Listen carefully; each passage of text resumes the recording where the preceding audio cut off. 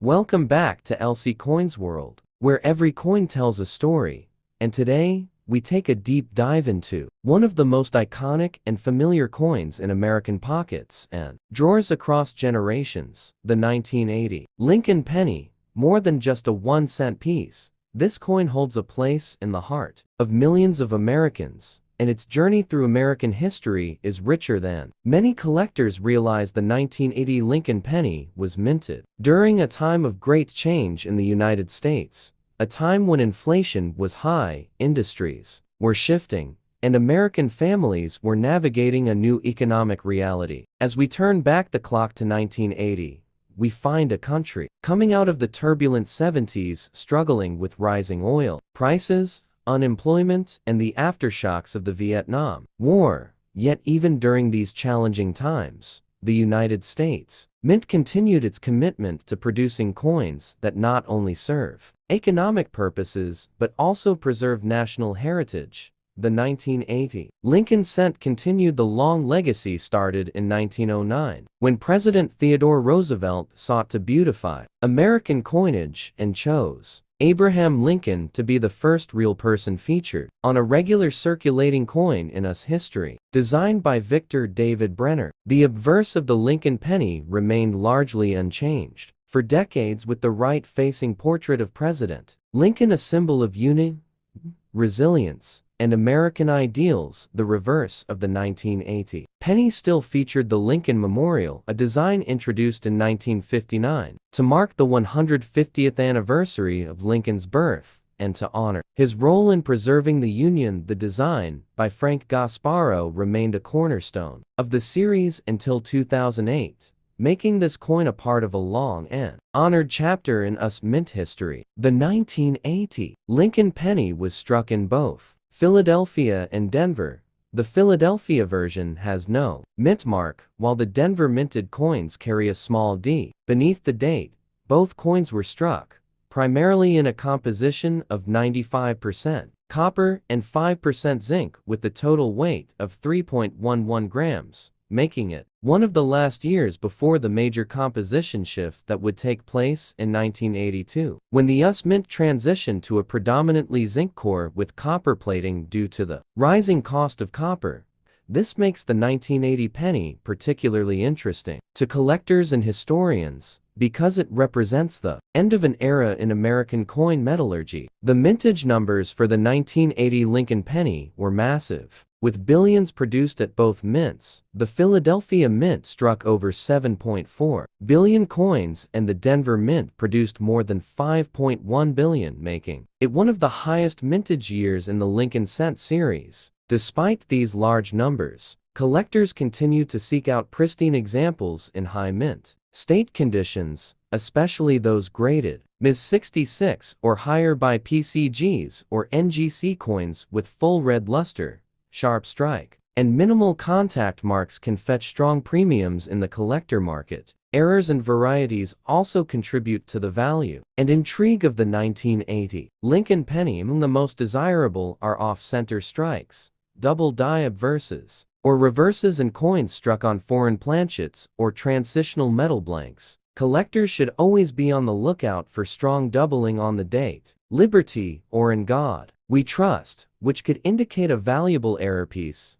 Likewise, coins with major off-center strikes or missing elements are considered rare and collectible, especially if they also remain in uncirculated condition. Another area of interest is the role that the 1980 Lincoln penny played in the everyday lives of Americans at the time, from lunch counters to payphones, vending machines to cash registers. The penny was still an essential part of daily transactions. It was a time when a dollar stretched further and pocket change mattered. The Lincoln penny often carried emotional weight as well. It was the coin parents gave their kids to start their savings jars, the coin that rolled across countless counters, and the coin that sometimes found itself tossed into fountains with wishes whispered quietly behind it. For the numismatic community, the 1980 Lincoln penny remains a staple of early modern coin collect, easy to find but hard to master, with the perfect combination of historical importance, design continuity, and subtle variations. that can excite even veteran collectors. As we explore the striking process, the role of the mint engravers, the circulation history, and market trends surrounding the 1980 penny, we discover that this humble coin tells a bigger story about America,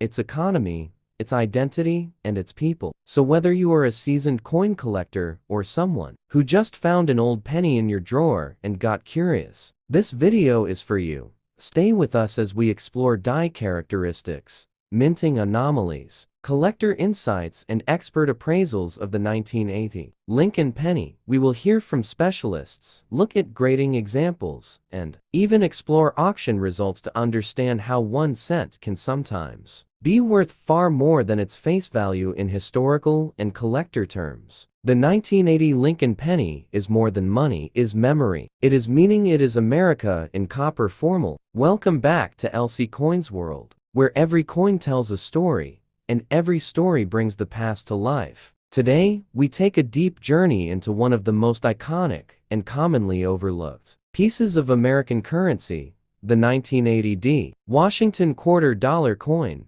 minted in the United States during a time of cultural change, economic challenges, and the evolving legacy of American coinage. This coin may seem ordinary to some, but in reality, it carries with it decades of historical weight, minting significance, and numismatic intrigue. The 1980 quarter was produced at the Denver Mint as identified by the D mint mark, proudly placed beneath the date on the coin's obverse. It features the enduring portrait of George Washington, designed by John Flanagan, a design first introduced in 1932 to honor the 200th anniversary of the birth of the first President of the United States. Over the years, the Washington quarter became not just a medium of exchange, but a symbol of national identity. Its consistent presence in pockets, purses, and tills from coast to coast serving as a reminder of American values, leadership, and heritage. By 1980, America had fully transitioned from silver coinage into base metals, and this quarter was composed primarily of copper and nickel,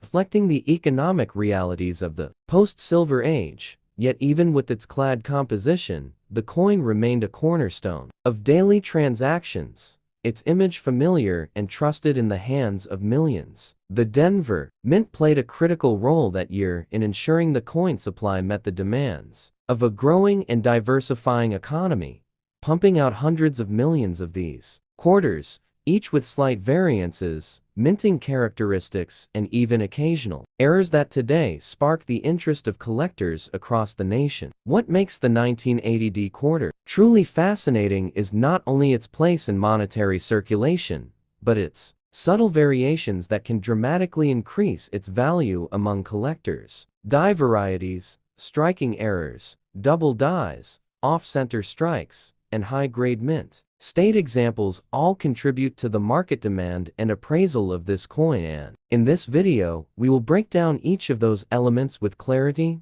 research, and real examples so you can fully appreciate what makes this quarter more than just change. The coin's historical background is equally compelling, coming off the tail end of the economically uncertain 1970s and entering a new decade of Reagan-era policies, deregulation, inflation concerns, and shifts in manufacturing. The quarter remained a stable and unchanging face amid all that flux. This was a time when America was preparing for innovation, while holding tightly to symbols of consistency and tradition, and nothing represented that better in pocket form than the quarter. As we explore this coin's origins, its role in commerce, its unique minting journey, and the reasons it continues to attract numismatic attention, today we will uncover the lesser-known details and stories that turn a simple 25-cent piece into a collectible of significance. Whether you're a seasoned collector, a beginner enthusiast, or someone who just found an old coin in a drawer and wondered what it might be worth,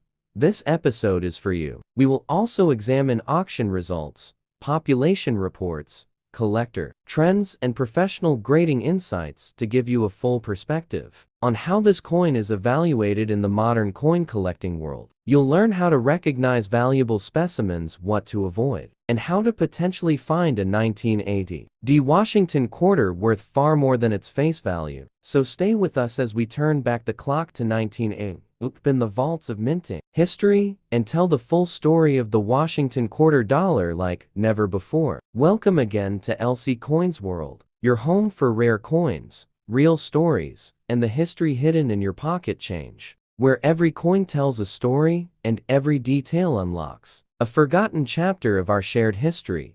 Today, we take a deep and focused journey into the remarkable legacy of the 1965 Roosevelt Dime, a coin that emerged not just from the presses of the United States Mint, but from the crossroads of an era that reshaped modern American currency forever. To understand the full historical significance of the 1965 Roosevelt Dime, we must first travel back to the early post-World War II period when America was rebuilding its global position, emerging as a superpower, and undergoing unprecedented economic and cultural changes. The Roosevelt Dime was introduced in 1946 to honor the memory of President Franklin Delano Roosevelt, who had led the nation through the Great Depression and most of World War II. His image replaced the winged Liberty Head dime known as the Mercury Dime, which had circulated since 1916. But something extraordinary happened in 1965. And it was not just about design or symbolism. It was about composition policy, trust, and a complete transformation in the way Americans viewed their coinage up until 1964. The dime, along with quarters and half dollars, were made of 90% silver, a standard that had been in place for decades. However, as the price of silver rose and hoarding increased, the federal government faced a monetary crisis that could no longer be ignored. In response to this crisis, Congress passed the Coinage Act of 1965, a law that marked the end of circulating silver coinage in the United States. Starting that year, all dimes, quarters, and eventually half dollars would be minted using a copper core clad in an alloy of copper and nickel. What followed was a sea change in American numismatics, and at the center of that transition stood the 1965 Roosevelt Dime. This coin was more than just pocket change. It was the first of its kind, the physical manifestation of a new monetary strategy and economic necessity. Its composition was now clad not silver, its weight and appearance slightly altered, its value in metal reduced, and its historical place forever marked by the turning tides of fiscal reform. Collectors, investors, and everyday Americans quickly took notice. Many began to save the last silver dimes of 1964. Let's examine the new dimes of 1965 to see how they differed or if any rare transition errors occurred. And indeed, there are known examples of 1965 dimes accidentally struck on silver planchets intended for the previous year. These mint errors have become highly prized and valuable finds. But beyond the errors and metal content lies the story of a coin that had to carry on tradition while serving a new purpose. The Roosevelt Dime retained its familiar obverse design featuring the dignified profile of President Roosevelt facing left, sculpted by John Arsenic. The reverse remained the same as well, with the olive branch torch, an oak branch symbolizing peace, liberty, and strength respectively. This continuity in design helped reassure the public during a time of change and maintain the visual identity of the American dime, even as its substance shifted beneath the surface. The 1965 Roosevelt Dime was minted in enormous quantities. Over 1.6 billion examples were struck at the Philadelphia Mint alone, and for the first time in modern American minting, no mint mark was placed on coins produced in Philadelphia.